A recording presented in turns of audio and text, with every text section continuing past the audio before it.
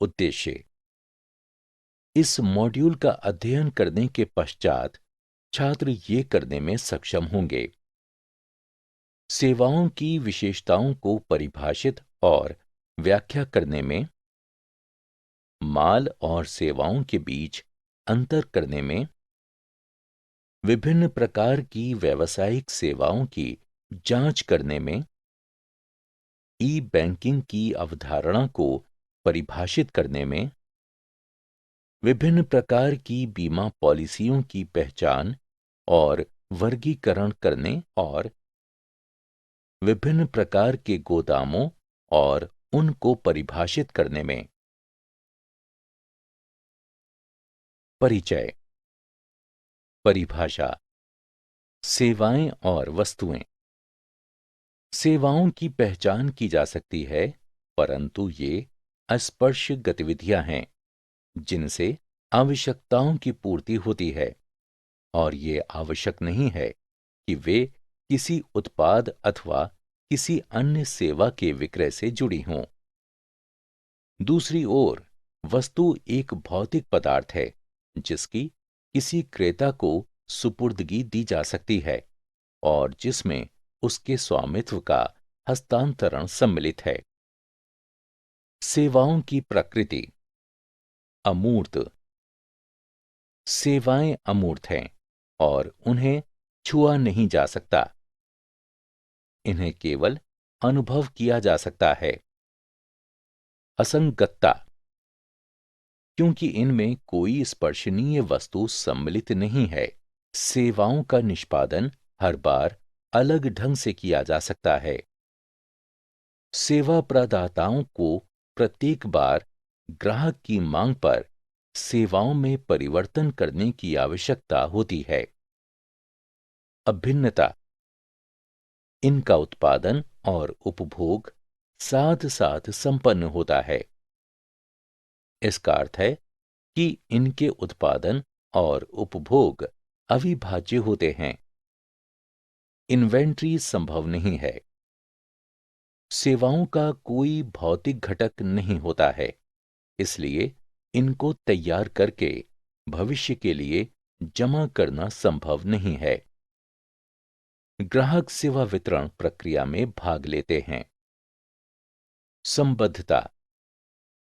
सेवाओं की सबसे महत्वपूर्ण विशेषता यह है कि उनके वितरण में ग्राहकों की भागीदारी आवश्यक होती है। वस्तुओं और सेवाओं में अंतर। वस्तुएं हस्तांतरणीय होती हैं, सेवाएं नहीं। सेवाओं को प्रदान किया जाता है, जबकि वस्तुओं का उत्पादन किया जाता है। वस्तुओं को घर ले जाया जा सकता है, सेवाओं को नहीं। हमें जो प्राप्त होता है वो प्रदान की गई सेवाओं का प्रभाव है। सेवाएं उपभोग बिंदु से प्रदान की जाती हैं, इसलिए उनके लिए इन्वेंट्री की आवश्यकता नहीं पड़ती है। सेवाओं के प्रकार। जब हम सेवाओं के क्षेत्र की बात करते हैं तो उन्हें व्यापक रूप से 3 वर्गों में बांटा जा सकता है, अर्थात व्यावसायिक सेवाएं, व्यक्तिगत सेवाएं और सामाजिक सेवाएं।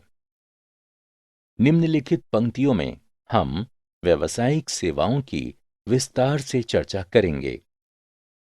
व्यावसायिक सेवाएं। व्यवसायियों द्वारा अपने उद्यमों के संचालन की गतिविधियों में प्रयुक्त होने वाली सेवाएं व्यावसायिक सेवाएं कहलाती हैं। परिवहन, बैंकिंग, बीमा, संचार और भंडारण आदि जैसी सेवाएं लाभ अर्जित करने के लिए विभिन्न संगठनों द्वारा प्रदान की जाने वाली सेवाएं व्यावसायिक सेवाओं के क्षेत्र में आती हैं। व्यक्तिगत सेवाएं। ये वे सेवाएं हैं जिन्हें विभिन्न ग्राहकों द्वारा अलग अलग तरीके से अनुभव किया जाता है। उन्हें व्यक्तिगत सेवाएं कहा जाता है क्योंकि इन सेवाओं को विभिन्न लोगों द्वारा विभिन्न रूपों से अनुभव किया जाता है, इसलिए ये सेवाएं कभी भी प्रकृति में सुसंगत नहीं हो सकती और एक सेवा प्रदाता से दूसरे सेवा प्रदाता में भिन्न होती हैं। वे ग्राहक की व्यक्तिगत वरीयता, मांगों और आवश्यकताओं पर भी निर्भर करती हैं। उदाहरण के लिए, मनोरंजनात्मक, रेस्तरां और पर्यटन सेवाएं। सामाजिक सेवाएं कुछ विशिष्ट सामाजिक उद्देश्यों को प्राप्त करने के लिए स्वेच्छा से प्रदान की जाती हैं। इन सेवाओं को समाज के निर्धन वर्गों के जीवन स्तर को ऊंचा उठाने के लिए या ग्रामीण क्षेत्रों में स्वास्थ्य सेवाएं प्रदान करने के लिए प्रदान किया जा सकता है। इस प्रकार की सेवाएं स्वैच्छिक रूप से प्रदान की जाती हैं, परंतु कुछ हद तक उनकी लागत पूरी करने के लिए राशि लेते हैं। उदाहरण के लिए, कई गैर सरकारी संगठनों और साथ ही सरकारी एजेंसियों द्वारा भी प्रदान की जाने वाली स्वास्थ्य सेवाएं और शैक्षणिक सेवाएं। बैंकिंग। बैंक एक संस्था है जो जमा के रूप में धन स्वीकार करती है और इसे ऋण पर देकर लाभ अर्जित करती है। ये धन के व्यापार से बाजार में आर्थिक और वित्तीय गतिविधियों को प्रेरित करती है।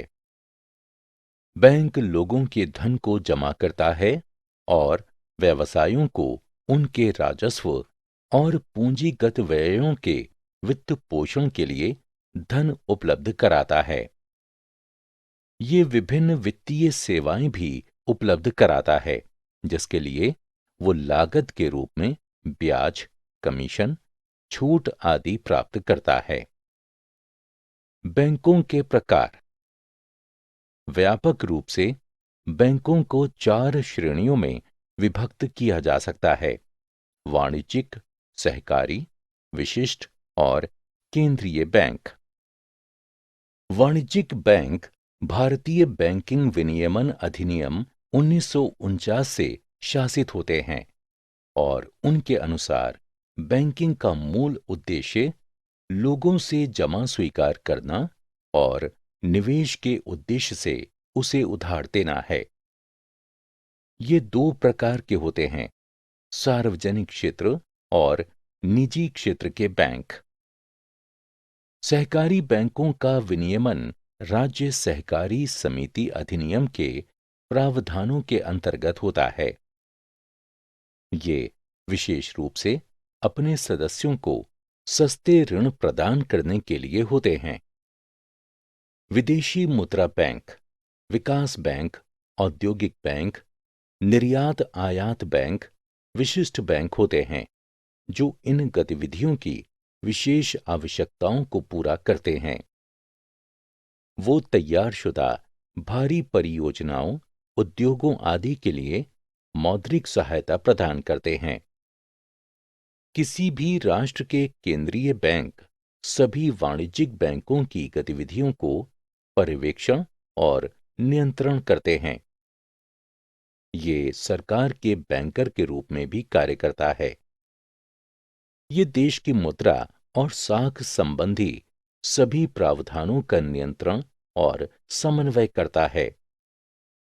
वाणिज्यिक बैंकों के कार्य: जमा स्वीकार करना, धन उधार देना, चेकों की निकासी और धन प्रेषण वाणिज्यिक बैंकों के कुछ बुनियादी कार्यों में से हैं।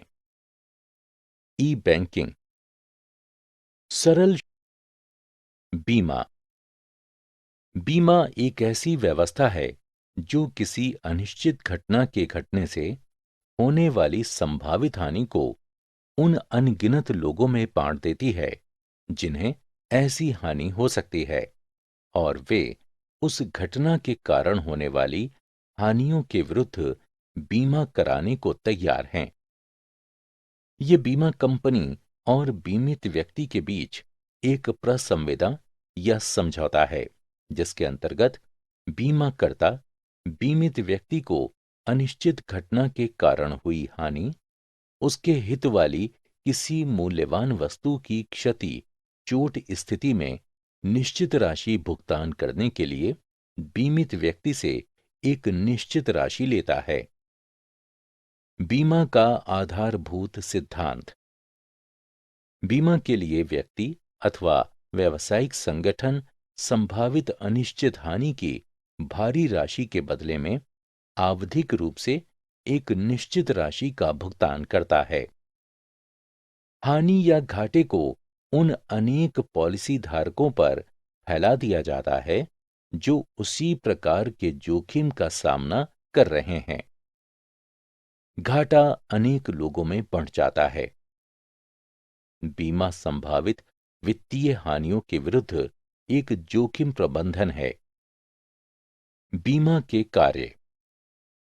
बीमा हानि की संभावना के लिए भुगतान का आश्वासन प्रदान करता है। वित्तीय हानि की संभावना से सुरक्षा। किसी अनिश्चित घटना से होने वाले नुकसान को साझा करना।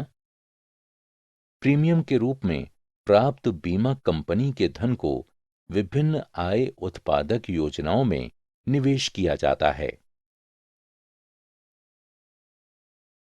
बीमा के सिद्धांत और प्रकार। बीमा का सिद्धांत।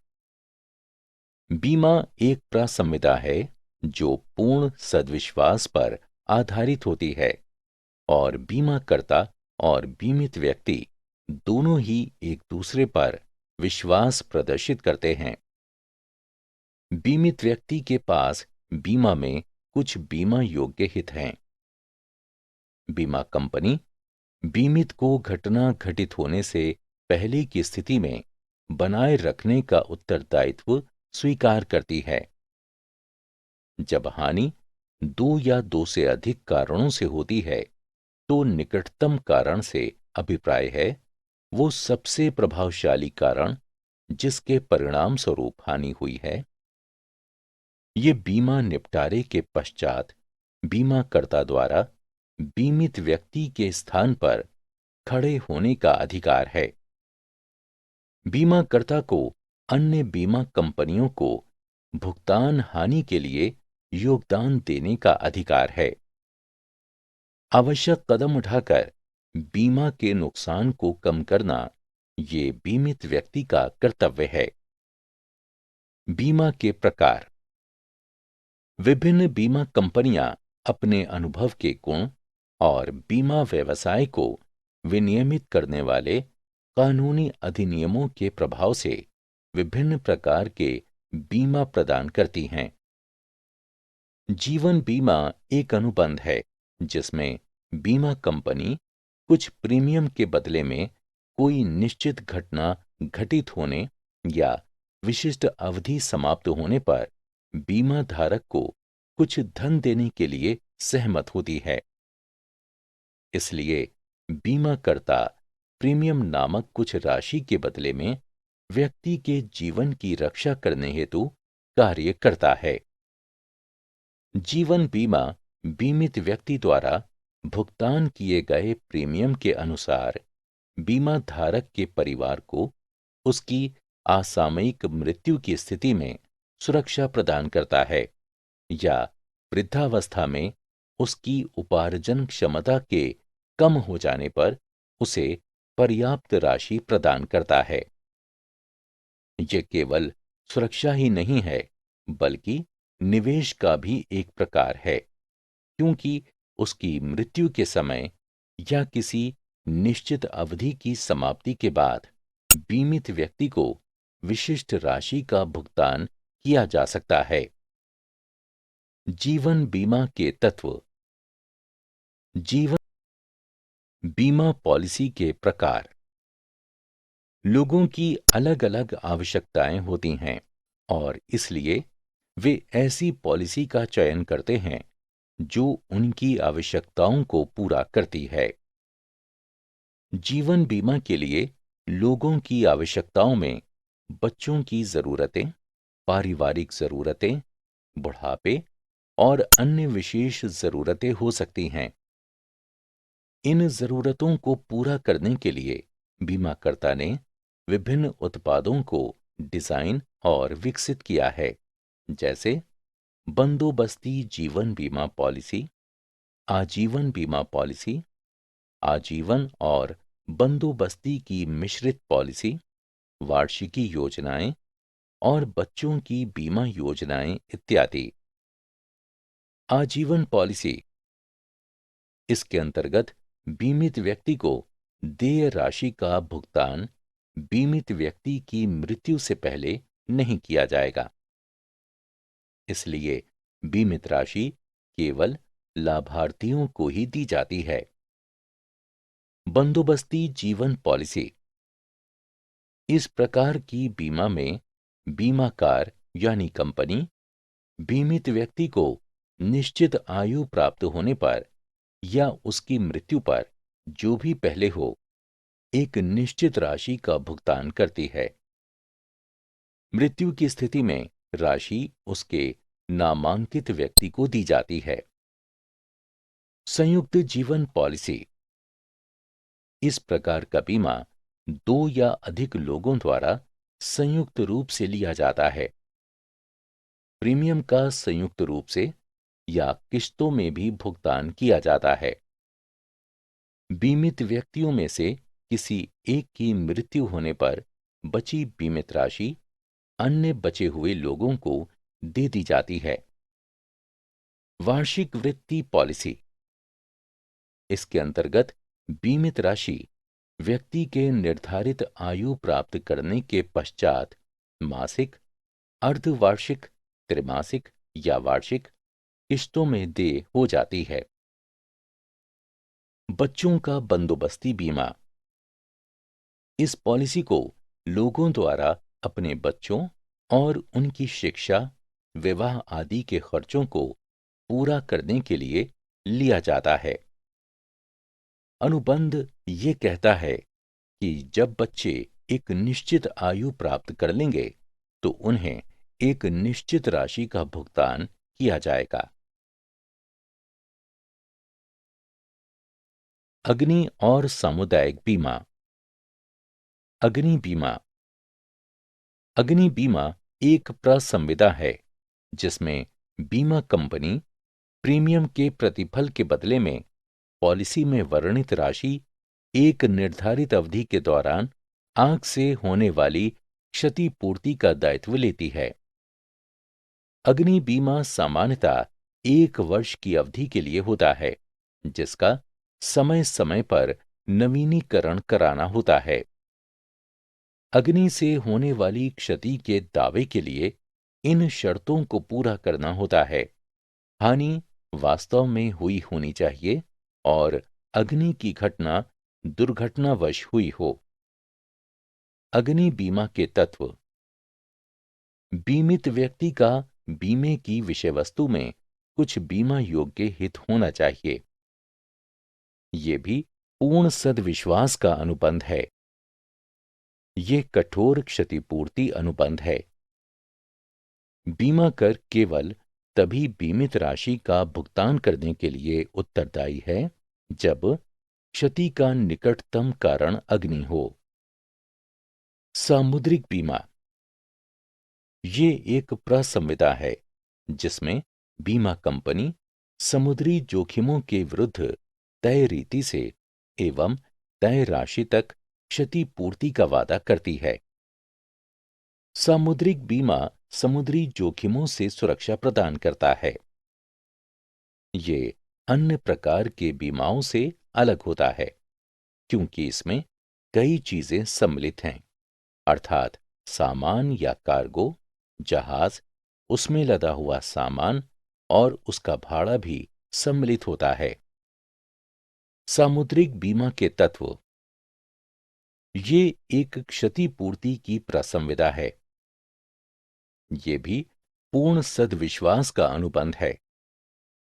हानि के समय में बीमा योग्य हित होना आवश्यक है। ये निकटतम कारण के सिद्धांत पर आधारित है। संप्रेषण सेवाएं, ये आपूर्तिकर्ताओं प्रतिस्पर्धियों, ग्राहकों आदि के माध्यम से व्यवसाय का बाहरी दुनिया से संपर्क स्थापित करने में सहायता करती हैं। व्यवसायों की सहायता करने वाली मुख्य सेवाओं को डाक और दूर संचार सेवाओं में वर्गीकृत किया जा सकता है। डाक सेवाएं। भारतीय डाक एवं तार विभाग पूरे भारत में विभिन्न डाक सेवाएं प्रदान करता है। संपूर्ण देश के डाक कार्यालयों, शाखाओं और उप डाकघरों के संचालन प्रबंधन के लिए 22 डाक समूहों में बांटा गया है। डाक विभाग द्वारा प्रदान की जाने वाली विभिन्न सेवाएं। डाक विभाग अपने डाकघरों के माध्यम से विभिन्न वित्तीय सुविधाएं जैसे किसान विकास पत्र, राष्ट्रीय बचत प्रमाण पत्र और सार्वजनिक भविष्य निधि प्रदान करते हैं। वे प्रेषण सेवाएं अर्थात सामान का एक स्थान से दूसरे स्थान पर भेजने का कार्य भी करते हैं। दूर संचार सेवाएं। अंतर्राष्ट्रीय स्तर की दूर संचार सेवाएं देश के तेजी से आर्थिक और सामाजिक विकास की कुंजी हैं। वस्तुतः ये प्रत्येक व्यवसाय का मेरुदंड हैं। दूर संचार सेवाओं के प्रकार। सेल्यूलर मोबाइल सेवाओं में सभी प्रकार की मोबाइल दूर संचार सेवाएं जैसे आवाज कॉल, संदेश और डेटा सेवाएं जो किसी भी प्रकार के नेटवर्क उपकरण की सहायता से एक क्षेत्र में प्रदान की जाती हैं। स्थायी लाइन सेवाओं में सभी प्रकार की स्थायी सेवाएं होती हैं, जिनमें ज़बानी एवं गैर ज़बानी संदेश व डेटा सेवाएं भी सम्मिलित होती हैं, जो लंबी दूरी तक संदेश भेजने के लिए उपयुक्त होती हैं। केबल सेवाएं मीडिया सेवाओं को संचालित करने के लिए एक विशिष्ट क्षेत्र के भीतर संबंध एवं स्विच सेवाएं हैं, जो आमतौर पर एक पक्षीय मनोरंजन से संबंधित सेवाएं होती हैं। VSAT very small aperture terminal सेवाएं उपग्रह आधारित संचार सेवाएं होती हैं। DTH सेवा भी उपग्रह आधारित मीडिया सेवा है। परिवहन एवं भंडारण। परिवहन। परिवहन में भाड़ा आधारित सेवाएं एवं उनकी समर्थक सेवाएं सम्मिलित हैं, जो परिवहन के सभी माध्यमों से अर्थात रेल, सड़क, वायु और समुद्र के द्वारा माल की ढुलाई सेवाओं को सम्मिलित करती हैं। प्रत्येक व्यवसाय के लिए परिवहन आवश्यक है, क्योंकि गति ही प्रत्येक व्यावसायिक लेनदेन का सार है। इसके अतिरिक्त ये परिवहन संबंधी बाधाओं को दूर करता है, अर्थात ये उत्पादन के स्थान से ग्राहकों को वस्तुएं उपलब्ध कराता है। भंडारण। भंडारण को पहले वस्तुओं का वैज्ञानिक और रीति से भंडारण करने के लिए उपयोग की जाने वाली स्थिर इकाई माना जाता था, जिसका उपयोग इसलिए किया जाता था ताकि उनकी मौलिक गुणवत्ता और उपयोगिता बनी रहे। आजकल भंडार गृह की भूमिका मात्र संग्रहण सेवा प्रदान करने की नहीं रही है, बल्कि वे लागत प्रभावी ढंग से भंडारण एवं वहां से वितरण सेवा भी उपलब्ध कराते हैं। भंडार गृहों के प्रकार। निजी भंडार गृह वे भंडार गृह हैं जिनका परिचालन कोई व्यवसायी खुदरा भंडार या बहु ब्रांड, बहु उत्पाद संगठनों जैसे सामान को संभालने वाले संगठन द्वारा स्वामित्व, संचालन या पट्टे पर रखे जाते हैं। सार्वजनिक भंडार गृहों का उपयोग भंडारण शुल्क के भुगतान के पश्चात व्यापारियों, निर्माताओं या सार्वजनिक सदस्यों द्वारा अपने उत्पादों के भंडारण के लिए उपयोग किए जाते हैं। बंधक माल गोदामों का प्रबंधन सरकार द्वारा किया जाता है। इनका उपयोग कर और आयात शुल्क के भुगतान से पहले आयातित सामान को स्वीकार करने के लिए किया जाता है। सरकारी भंडार गृह पूरी तरह से सरकार के स्वामित्व और प्रबंधन में होते हैं। सरकार सार्वजनिक क्षेत्र में स्थापित संगठनों के माध्यम से इन गोदामों का प्रबंधन करती है। सहकारी भंडार गृह को विपणन अथवा कृषि सहकारी समितियों द्वारा स्वयं अपनी समिति के सदस्यों के लिए स्थापित किया जाता है। भंडार गृहों के कार्य। आज के आधुनिक गोदामों के कई महत्वपूर्ण कार्यों पर नीचे चर्चा की गई है। संचयन। गोदाम में विभिन्न उत्पादकों से माल एवं वस्तुएं आती हैं, जिनका वहां संचयन किया जाता है तथा वहां से उन सभी को सीधे निश्चित ग्राहक को एकल परिवहन शिपमेंट में भेज दिया जाता है। गोदाम द्वारा किए गए इस कार्य को संचयन या समेकन कहा जाता है। भारी मात्रा का विघटन। इस कार्य के अंतर्गत गोदाम, विनिर्माण या उत्पादन संयंत्रों से बड़ी मात्रा में प्राप्त माल को छोटी मात्राओं में विभाजित करने का कार्य करता है। इन विभाजित मात्राओं को तब ग्राहकों की आवश्यकता के अनुसार उनके व्यवसाय के स्थान पर पहुंचाया जाता है। संग्रहित स्टॉक। भंडारण के पश्चात भंडार गृहों का कार्य चुनिंदा व्यवसायों में मौसमी उत्पादों का भंडारण है। कच्चे माल या उत्पाद जिनकी तत्काल आवश्यकता नहीं है, उन्हें इन गोदामों में संग्रहित किया जाता है। मूल्य संवर्धन सेवाएं। भंडार गृह कुछ मूल्य संवर्धन सेवाएं जैसे हस्तांतरण के पूर्व मिश्रण, पैकेजिंग एवं लेबलिंग आदि प्रदान करते हैं।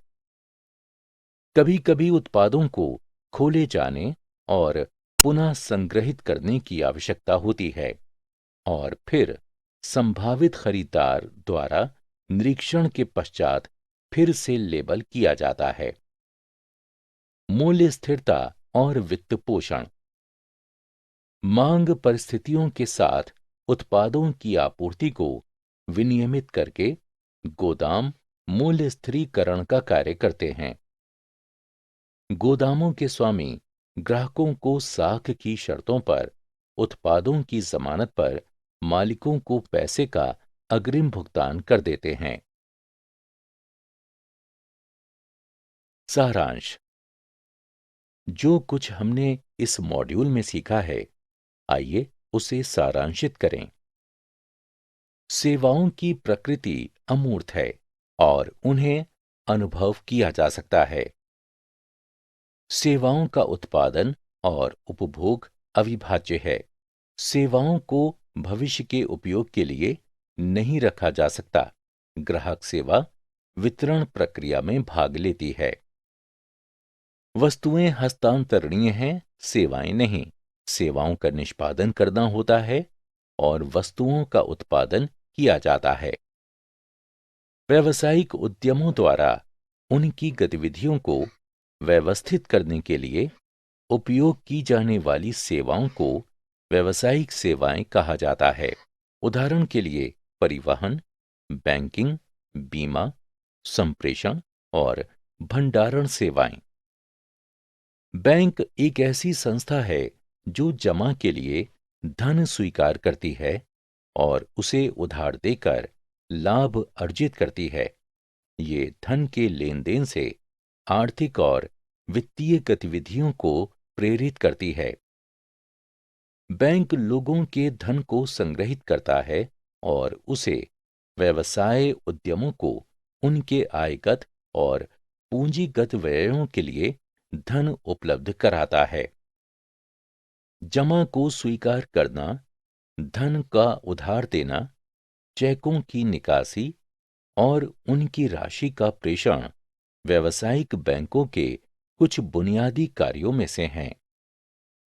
ई बैंकिंग डिजिटल भुगतान की सुविधा प्रदान करती है, पारदर्शिता को बढ़ावा देती है, 24 घंटों तक सुगम्य है।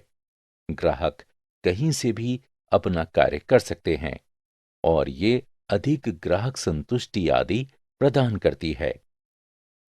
बीमा प्रीमियम नामक आवधिक छोटी राशि के भुगतान से भारी संभावित हानि के जोखिम का प्रतिस्थापन है। ये संभावित वित्तीय नुकसान के विरुद्ध जोखिम प्रबंधन की तरह है। बीमा क्षति की संभावना की स्थिति में भुगतान का आश्वासन प्रदान करता है। ये वित्तीय हानि होने की संभावना से संरक्षण देता है। ये अनिश्चित घटना होने पर हानि को साझा करता है।